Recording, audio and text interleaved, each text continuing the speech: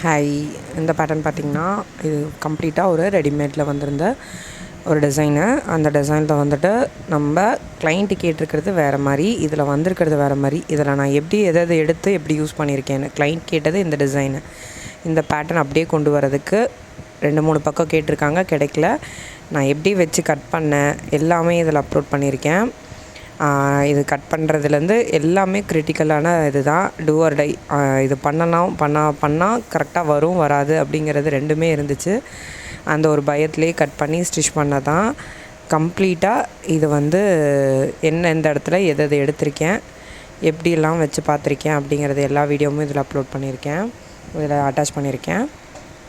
அந்த ஷேப்பு, நெக்கோட ஷேப்பு, அந்த நெக்குக்கு பார்டர் எங்கேருந்து எடுத்தேன், அந்த பார்டர் எப்படி வச்சு ஃபினிஷ் பண்ணியிருக்கேன், அது எல்லாமே கம்ப்ளீட்டாக இதில் வச்சு பார்த்துருப்பேன். அதுக்கப்புறம் அவுட்கம் எப்படி வந்திருந்தது அப்படிங்கிறதையும் அப்லோட் பண்ணியிருக்கேன்.